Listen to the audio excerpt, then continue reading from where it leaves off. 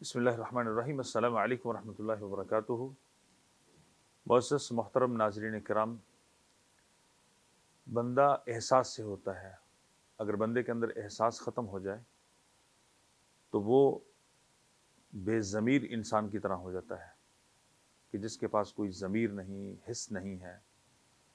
تو احساس ہی بندے کے مقام کو متعین کرتا ہے۔ لہذا جس بندے کے اندر احساس کا درجہ اپنے بھائیوں کے ساتھ اور اپنے ہمسایوں کے ساتھ، اپنے عزیز و اقربا کے ساتھ، اپنے مسلمان بھائیوں کے ساتھ، یہ احساس ہی کا رشتہ ہے کہ جس کی بنیاد پر ہم کسی کے دکھ کو، کسی کے سکھ کو، کسی کے اچھے اور برے وقت کو ہم محسوس کرتے ہیں اور پھر اس میں شریک ہونے کی کوشش کرتے ہیں۔ تو قرآن مجید کے اندر اللہ رب العزت نے سورۃ انفال کے اندر ایک مقام پر فرمایا کہ وَأَطِیعُوا اللَّهَ وَرَسُولَهُ وَلَا تَنَازَعُوا فَتَفْشَلُوا وَتَذْهَبَ رِیحُکُمْ وَاصْبِرُوا إِنَّ اللَّهَ مَعَ الصَّابِرِینَ۔ اس آیت کریمہ میں اللہ نے 3 حکم دیے ہیں۔ پہلا حکم یہ کہ اللہ اور اس کے رسول کی اطاعت کرو، اور ساتھ فرمایا کہ آپس میں تم اختلافات کو چھوڑ کر وحدت کو اپناؤ، اور تیسرا حکم دیا کہ صبر اختیار کرو، صبر کا دامن نہ چھوڑو، بے شک اللہ صبر کرنے والوں کے ساتھ ہے۔ اور اگر تم ان احکامات پر عمل پیرا نہیں ہوگے تو نتیجہ کیا نکلے گا؟ ناکامی۔ کامیابی کبھی بھی تمہارا مقدر نہیں بن سکتی۔ فَتَفْشَلُوا وَتَذْهَبَ رِیحُکُمْ، اور تمہاری ہوا اکھڑ جائے گی، تمہارا روب، اور بحیثیت مسلمان ہونے کے، بحیثیت امت مسلمہ ہونے کے جو تمہارا کافروں کے اوپر روب ہے وہ جاتا رہے گا۔ تو لہٰذا ہمیں اس آیت کریمہ کے اندر اس بات کو سمجھنے کی ضرورت ہے اور عمل پیرا ہونے کی ضرورت ہے کہ اللہ اور اس کے رسول کی اطاعت غیر مشروط طریقے سے ہر حال میں ہمیں کرنی چاہیے، اور یہی کامیابی کا زینہ ہے، یہی بنیاد ہے، یہی انسان کے کامیاب ہونے کی اساس ہے کہ وَأَطِیعُوا اللَّهَ وَرَسُولَهُ وَلَا تَنَازَعُوا۔ اور آج وقت کا بھی یہی تقاضا ہے کہ ہمیں نزاع چھوڑ دینے چاہیے، اختلافات چھوڑ دینے چاہیے، خواہ وہ ذاتی نوعیت کے ہوں، مذہبی لیول کے ہوں، سیاسی لیول کے ہوں۔ ہمیں بحیثیت امت ایک ہونے کی، وحدت میں پرونے کی ضرورت ہے، اور جب ہم ایک ہونے اور وحدت کے اندر پرو جانے کو ترجیح دیں گے تو پھر اللہ کے فضل سے ہمارا جو رعب ہے بحیثیت امت وہ کفار کے اوپر ہوگا۔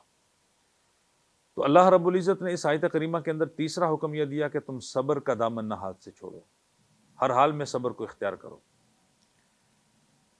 مسلمانوں کی تاریخ اس بات پر گواہ ہے کہ مسلمانوں کو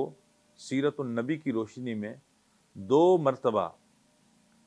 جو ناکامی ہے وہ اٹھانا پڑی۔ پہلا موقع قرآن مجید نے جو ذکر کیا ہے وہ جنگ بدر کا ہے، اور اس کی وجہ بھی قرآن نے بتا دی ہے کہ نبی کائنات صلی اللہ علیہ وسلم نے 50 صحابہ کو جو درے پر مقرر کیا تھا، انہوں نے وہ مقرر ہونے اور وہاں ڈیوٹی نبھانے کی بجائے مال غنیمت کے پیچھے چلے گئے، اور نتیجہ یہ نکلا کہ دشمن کو موقع ملا اور اس نے جو فتح تھی اس کو شکست میں بدل دیا، اور مسلمانوں کو جانی اور مالی نقصان اٹھانا پڑا۔ اور دوسرا موقع غزوہ حنین کا ہے، وَيَوْمَ حُنَيْنٍ إِذْ أَعْجَبَتْكُمْ كَثْرَتُكُمْ فَلَمْ تُغْنِ عَنْكُمْ فِئَتُكُمْ شَيْئًا، کہ مسلمانوں نے اپنی تعداد پر، اپنی کثرت پر فخر کیا، گھمنڈ کیا کہ آج ہم دشمن کے مقابلے میں اکثریت میں ہیں، لہذا آج تو ہماری فتح اور کامیابی پکی ہے۔ اور تاریخ گواہ ہے کہ مسلمانوں کے اندر جب یہ چیز آئی اور جب یہ خیال ان کے دل میں آیا، حالانکہ خیال تو یہ ہونا چاہیے کہ اللہ پر بھروسہ، ایمان، توکل، اخلاص، یہ اصل چیز ہے، یہ مسلمان کی ایک دولت اور متاع ہے کہ جو ہر حال میں بندے کو کامیاب اور کامران کرتی ہے۔ چنانچہ دشمن نے مسلمانوں کی صفوں کو کیسے تتر بتر کر دیا، اور کیسے ان کی صفوں کو بکھیر دیا، اور کیسے مسلمانوں کو وقتی طور پہ ذلت کا سامنا کرنا پڑا، تو اللہ رب العزت نے قیامت تک آنے والے انسانوں کو یہاں سے یہ سبق دے دیا ہے کہ تم نے ہر حال میں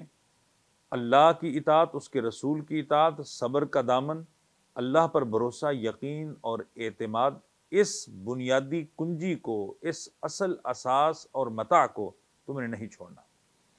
آج موجودہ دور میں اس بات کی سب سے زیادہ ضرورت ہے کہ ہمیں اپنے فکر کو، اپنے منہج کو، اپنے ویژن کو بالکل کلیئر کر لینا چاہیے کہ اس وقت جب بحیثیت مسلمان امت کے ہم ایک طرف ہیں اور کفار، منافقین اور جو بھی ان کے ٹولے کے لوگ ہیں، ان کے گروہ کے لوگ ہیں، وہ کھل کے سامنے آ رہے ہیں، لہٰذا ہمیں اللہ اور اس کے رسول کی اطاعت پر کاربند ہونا ہے، آپس کے اختلافات کو بھلانا ہے، اور ہمیں صبر سے کام لینا ہے، ہمت سے کام لینا ہے، استقامت کی راہ کو اختیار کرنا ہے، استقلال سے کام لینا ہے۔ یہی وہ بنیادی سرمایہ ہے جو ہر حال میں، ہر وقت میں، انشاءاللہ العزیز ہر میدان میں کامیابی کی بنیاد ہے، اور مسلمانوں کے لیے یہ بحیثیت امت کامیاب ہونے کا یہ پہلا زینہ اور پہلی سیڑھی ہے۔ اللہ رب العزت سے دعا ہے کہ اللہ ہم سب کو ان احکامات پر عمل پیرا ہونے کی، سمجھنے کی، اور پھر انہیں اپنے افراد اور اپنے دوسرے بھائیوں تک اور امت کے دوسرے افراد تک اسے پہنچانے کی توفیق نصیب فرمائے۔ وما توفیق الا باللہ۔